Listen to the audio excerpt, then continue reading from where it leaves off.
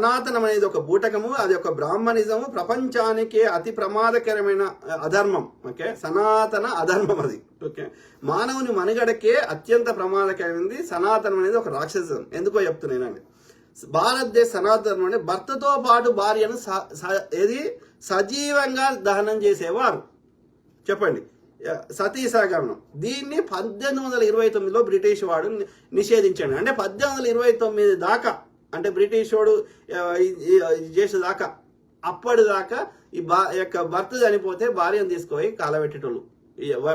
ముసలానికి వయసామెను పెళ్లి చేసి ఆ వయసామెకి ఇంకా 50, 60 ఏళ్ళ 70 ఏళ్ళ జీవితమో 80 ఏళ్ళ జీవితమో ఉండంగా ఆ యొక్క 15, 20 ఏళ్ళ అమ్మాయిని తీసుకుపోయి కాలబెట్టేటోళ్ళు. ఎంత దారుణం చెప్పండి. గిట్లనే కాలబెడుతుంటే అయ్యాల రాజా రామ్మోహన్ రాయ్ అంటేనే ఆయన బ్రాహ్మణే, వెస్ట్ బెంగాల్లో.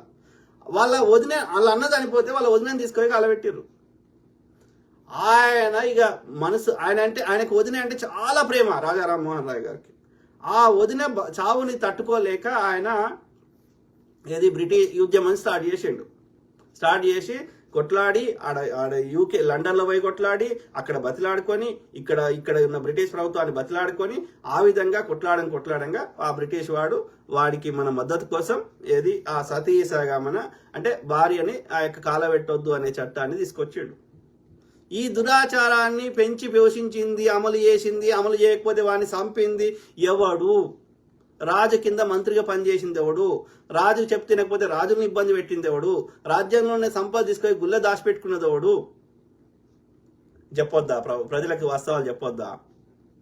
మీరు మాత్రం హిందూ ముస్లిం అసలు కొట్లాడడం లేనిది దాన్ని చెత్త నింపొచ్చంట. కానీ మనం వాస్తవం చెప్తే వాడు ఏమేమో తిట్టిపిస్తున్నాడు. Paid social media, paid IT వాళ్ళతోటి. వాళ్ళకి 4 పైసలు మన దగ్గర దోసుకున్న సొమ్ము మనకు ఖర్చు పెట్టకుండా అట్లా పెయిడ్ ఐటీ వాళ్ళకి జీతం అట్లా పిచ్చి కామెంట్ పెడితే వానికి పైసలు ఇస్తాడు.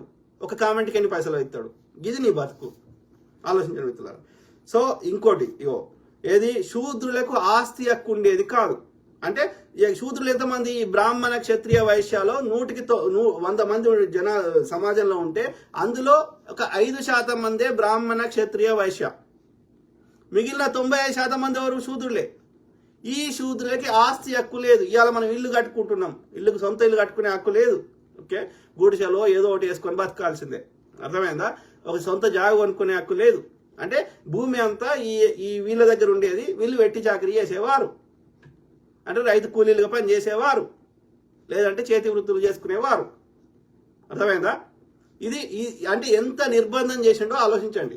సో అందుకని అందరూ ఆస్తి కొనుక్కునే హక్కుని 1795లో బ్రిటిష్ వారు నిషేధించారు. అంటే అందరు ఆస్తి కొనుక్కునే హక్కుని తీసుకొచ్చారు బ్రిటిష్ వారు. ఆడ శిశువులను గంగా నదిలో పడేసే ఆచారం ఉండేది. అర్థమైందా? దాన్ని 1804లో బ్రిటిష్ వాడు నిషేధించాడు. అర్థమైందా? అంటే ఆలోచించండి, బ్రిటిష్ వాడు ఇవన్నీ నిషేధించక ముందు శూద్రుల 95% మంది శూద్రుల పరిస్థితి ఏందో ఆలోచించండి ఒక్కసారి. ఓకే, శూద్రులు అగ్రకులాలకు బానిసలుగా ఉండేవారు, వెట్టి చాకరీ చేయాల్సిందే. అంటే వెట్టి చాకరీ అంటే నీవు ఎంత పని చేస్తే అంత జీతం ఉండదు. ఓకే, నువ్వు బతకడానికి ఎంత కావాలి? ఒక బస్తా ధాన్యమా, గంతే వరకే. అర్థమైందా? సో ఇది పరిస్థితి, వెట్టి చాకరీ. శూద్రుల నవవధువు అంటే అప్పుడే పెళ్ళైనాక ఫస్ట్ బ్రాహ్మణుడు తోటి 3 రాత్రులు గడిపినాక అప్పుడు మొగనికి అలో చేస్తారు. మళ్ళీ ఈ రూల్స్ అన్ని బ్రాహ్మణ్కి వర్తిస్తాయా? బ్రాహ్మణ స్త్రీకి వర్తిస్తాయా? వర్తించవు, ఓన్లీ శూద్రులకే. ఓకే, చూడండి ఎంత అబ్యూజ్ చేసిందో. ఈ 3 రాత్రులు బ్రాహ్మణ్తో గడిపేది 1819లో బ్రిటిష్ వాడు నిషేధించాడు. అర్థమైందా? శూద్రుల అందమైన ఆడపిల్లలను దేవుడికి పెళ్లి చేసి ఊరిలో ఉండే అగ్రకులాల వారు అనగా బ్రాహ్మణులు, మునసబులు, కరణాలు, కామాంధులు వారి కామాంక్ష తీర్చుకునేవారు. ఫస్ట్ బ్రాహ్మణులే చేసేవారు, తర్వాత వీళ్ళందరినీ యాడ్ చేసుకున్నాడు. ఓకే, సో ఇది 1829లో బ్రిటిష్ వాడిని నిషేధించాడు. దేవదాసి వ్యవస్థ. ఒక్కొక్క దగ్గర ఒక్కొక్క పేరు పెట్టి పిలుస్తారు, జోగిని అంటారు. ఇప్పటికీ గ్రామీణ ప్రాంతాల్లో ఉంది. ఎందుకంటే వాడికి ఉన్న కోరికలు తీర్చుకోవడానికి ఈ యొక్క దేవుడికి లగ్గం అంటాడు. దేవుడికి లగ్గం చేస్తే దేవుడు వచ్చి చేయాలి. మరి నువ్వెందుకు చేస్తున్నావు? నువ్వెందుకు వాడుకుంటున్నావు? బట్టలు లేకుండా నాట్యం చేయించేటోడు డే టైంలో ఎవరిని కోరిక వస్తే వాడు తీసుకునేవాడు. దేవుడు కదా తీర్చుకోవాలి, నువ్వెందుకు తీసుకుంటున్నావు? ఆలోచించండి. మళ్ళీ అప్పుడు అంటరానితనం రాదు, మరి ఆ పని చేసేటప్పుడు అది అయిపోగానే మళ్ళీ అంటరానితనం వస్తుంది. ఎంత మూర్ఖము. మళ్ళా ఇట్లా మరి దేవదాసికి ఒక్క బ్రాహ్మణ స్త్రీ పని చేసిందా? మళ్ళీ శూద్ర స్త్రీ చేయాలి, దళిత స్త్రీ చేయాలి. ఇవి మాట్లాడొద్దు. ఇవి మాట్లాడితే నేను దేశద్రోహిని, నేను కమ్మీని, నేను కాంగిని, నేను గొర్రెపెట్టని. ఎంత ఘోరం రా. లేకపోతే ఆడుండి మాట్లాడతావు, ఏడుంటేందిరా? నేను చెప్తున్నా ముచ్చట తప్ప కరెక్టా?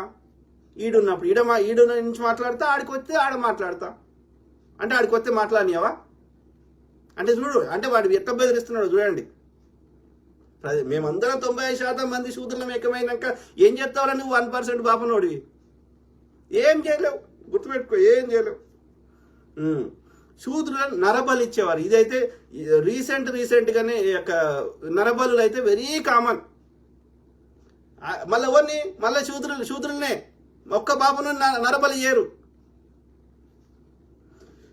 ఈ నరబలి సాంప్రదాయాన్ని, ఈ మూఢాచారాన్ని 1830లో బ్రిటిష్ వారు నిషేధించారు. అర్థమైనా? శూద్రులకు కుర్చీల మీద కూర్చోవడం నిషేధం. అలా ఎవడన్నా తప్పిదారి కూసుంటే వాని పిర్రలు కోసిర్రు. ఈ చట్టాన్ని 1835లో బ్రిటిష్ వాడు నిషేధించాడు. అంటే ఎంత అబ్యూజో మీరు ఆలోచించండి దయచేసి. మీకు పాదాభివందనం చేస్తా. ఓకే, ఏం కామెంట్ పెడతారో పెట్టండి, ఎన్ని బూతులు తిడతారో పెట్టండి, అమ్మని, అక్కని, పెళ్ళాని ఎవ్వరన్నా తిట్టండి రా, నేను సమాధానం చెప్తా. అర్థమైందా? పిచ్చి నా కొడుకులు. చూడండి మిత్రులారా, అగ్రకులాల వారు నేరం చేస్తే శిక్ష ఉండేది కాదు. బ్రాహ్మణుడు 1000 కోట్ల తప్పులు చేసినా వానికి శిక్ష లేదు. శూద్రుడు తుమ్మినా తప్పే, తగ్గినా తప్పే. అర్థమైందా? ఇప్పటికీ మీరు నేను ఒకవేళ ఇది ఏమన్నా నేను ఇలా మసాలా యాడ్ చేస్తున్నాను మీకు అనిపిస్తే, ఏ బ్రాహ్మణుని గుడి కన్నా, ఏ బ్రాహ్మణుడు ఉండే గుడికి పోండి, వాడు ఏదో మంత్రం చెప్తాడు కదా, ఈ మంత్రంకి అర్థం చెప్పురా అని అడుగుర్రి. ఇవే ఇప్పుడు నేను చెప్పినవే ఉంటాయి. అలా బ్రాహ్మణ్కి తుమ్మినా తప్పే, దగ్గినా తప్పే, బ్రాహ్మణ్కి దక్షిణ ఇవ్వకపోయినా తప్పే, ఇన్ని శిక్షలు వేస్తాడు మనకి. మరి శూద్రుడి చేస్తే ఎలాంటి నేరాలు లేవు. శూద్రుడికి అన్ని నేరాలే. బ్రాహ్మణుడు ఎన్ని తప్పులు చేసినా నేరాలు లేవు. బ్రాహ్మణ స్త్రీని శూద్రుడు అనుభవిస్తే వానికి ఏదో శిక్షలు ఉన్నాయి, నేను మర్చిపోయినా. ఓకే, భయంకరమైన శిక్షలు ఉన్నాయి. మరి అదే బ్రాహ్మణుడు శూద్ర స్త్రీ అనుభవిస్తే ఎలాంటి శిక్షలు లేవు. దారుణం. ఈ చెత్తని మనము ఆశీర్వాదం శటకోపం పెట్టి మనకి ఈ చెత్తని నింపుతాడు. ఓకే, అది మనకు అర్థం కాకుండా నింపుతాడు సంస్కృతంలో.